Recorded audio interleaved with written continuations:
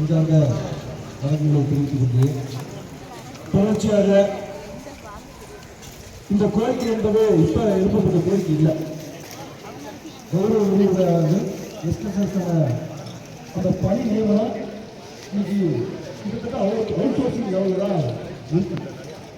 பல்வேறு மாநிலங்களில் யூஜிசியினுடைய வழிகாட்டுதலின்படி நம்ம பக்கத்து மாநிலமாக இருக்கக்கூடிய கேரளா, கர்நாடகா, ஆந்திரா போன்ற மாநிலங்களில் யூஜிசி வழிகாட்டுதலின்படி குறைந்தபட்ச ஊதியம் 50,000 வரைக்கும் கொடுக்கணும்னு சொல்லி வழிகாட்டுதல். அதன்படி இது கொடுக்கப்படும்.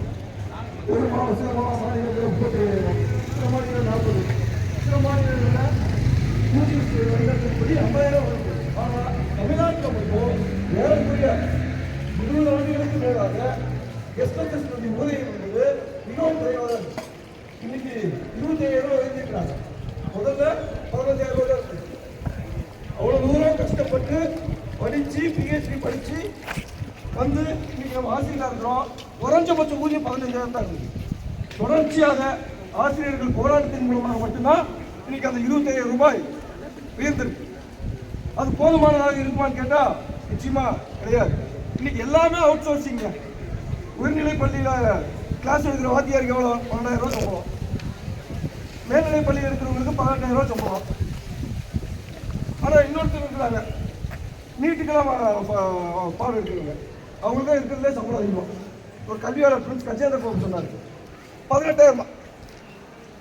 எப்படிப்பட்ட நிலைமை இன்னைக்கு இந்தியாவில்? கல்வி என்பது மிகப்பெரிய அத்தியாவசியம். தமிழ்நாட்டில் கல்வி தலை சிறந்து வரக்கூடிய மாநிலமாக தமிழ்நாடு இருக்குன்னு சொல்லி உயர்கல்வித்துறை அமைச்சர், பள்ளிக்கல்வித்துறை அமைச்சர் எல்லாமே மாறுதட்டி சொல்றாங்க. தமிழகத்தில் கல்வி தலை சிறந்த மாநிலமாக இருக்கு. ஆனால் அந்த கல்வியை சொல்லிக் கொடுக்கக்கூடிய ஆசிரியர்களுடைய நிலையை நீங்க எந்த இடத்துல வச்சுருக்கீங்க? அவர நிலை என்பதுதான் நீங்க ஆசிரியர்கள் மத்தியில் நீடிச்சிட்டு இருக்குது. ஆகவே இந்த இப்படிப்பட்ட போராட்டங்களை, குறிப்பாக இந்திய மாணவர் சங்கம் ஆசிரியர் காலி பணியிடங்களை உடனடியாக நிரப்ப வேண்டும் சொல்லி 1970 இருந்து இப்போ வரைக்கும் கோரிக்கை வச்சு போராட்டம் இருக்கு. காலி பணியிடங்கள் நிரப்பு, சம்பந்தப்பட்ட துறைக்கு சம்பந்தப்பட்ட படிப்பு முடிச்ச ஆசிரியர்கள் நியமனம் பண்ணு. இன்னைக்கு சேலம் பெரியார் பல்கலைக்கழகத்தில் ஏராளமான ஊழல் குற்றச்சாட்டு.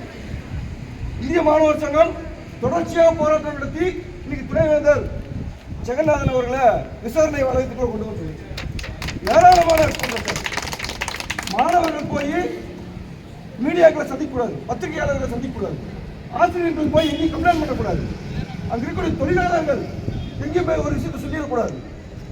இப்படிப்பட்ட கட்டுப்பாட்டை யூஜிசியினுடைய வழிகாட்டுதல் இல்லாத கட்டுப்பாட்டை சேலம் பெரியார் பல்கலைக்கழகத்தில் இருக்கக்கூடிய துணைவேந்தர் செஞ்சுட்டு இதையெல்லாம் எதிர்த்து ஆசிரியர்களோடு இணைந்து தொடர்ச்சியான போராட்டங்களை எஸ்எஃப்ஐ நடத்தி அன்னைக்கு கடந்த ஒரு 2 வருடங்களுக்கு முன்பா இருக்கும். இங்கிருந்து கூட ஆசிரியர்கள் போராட்டத்துக்கு வந்திருக்காங்க. நைட் 8 மணி வரைக்கும் அந்த போராட்டம் கிட்டத்தட்ட 32 கோரிக்கைகளை வலியுறுத்தி சேலம் பெரியார் பல்கலைக்கழகத்தில் அந்த போராட்டம் நடந்து அந்த போராட்டத்தில் மனு கொடுக்கணும்னு சொல்லி நாங்கள் சொல்றோம். ஆசிரியர்கள் கிட்டத்தட்ட 500க்கும் மேற்பட்ட ஆசிரியர் பெருமக்கள் மாணவர்கள்லாம் இருக்கோம். யாரையுமே துணைவேந்தர் படிக்கல. கோரிக்கை, எங்களோட கோரிக்கை நீங்க கேளுங்க, கடிதம் மூலமா கொடுக்குறோம்னு சொல்றோம். கமிஷனர் வராங்க, தாசில்தார் வராங்க, எல்லாம் வராங்க. உள்ள இருந்துகிட்டே நான் இல்ல, என்னை பார்க்க முடியாது, நான் இல்லைன்னு சொல்லி அனுப்புவேன்னு சொல்லி சொல்றாரு.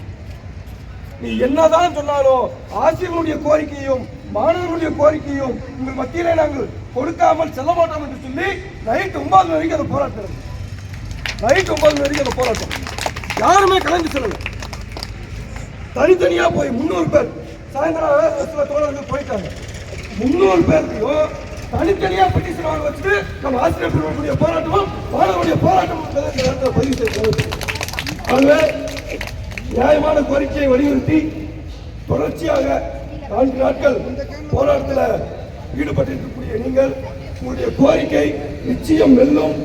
இந்திய போராடி பெற்ற சுதந்திரத்தில் நம்மளுடைய உரிமைகளை போராடிதான் தர வேண்டிய நிலைமை என்பது இன்னைக்கு நிலவுது. அந்த போராட்டத்தின் மூலமாக நம்முடைய கோரிக்கைகளை முற்றிலுமாக நாம் எடுத்துச் சொல்வோம். அந்த போராட்ட கோரிக்கைகள் வெல்லும் வரை உங்களோடு இந்திய மாணவர் சங்கம் இணைந்து போராட்டங்களை முன்னெடுப்போம் என்ற உறுதியை சொல்லி இந்த போராட்டத்தில் பங்கெடுக்கக்கூடிய அனைத்து ஆசிரியர்களுக்கும் வாழ்த்துக்களை கூறி எங்களுடைய மாநில செயற்குழு சார்பில் ஆதரவை தெரிவித்து வாய்ப்பளித்த தலைமைக்கு நன்றி.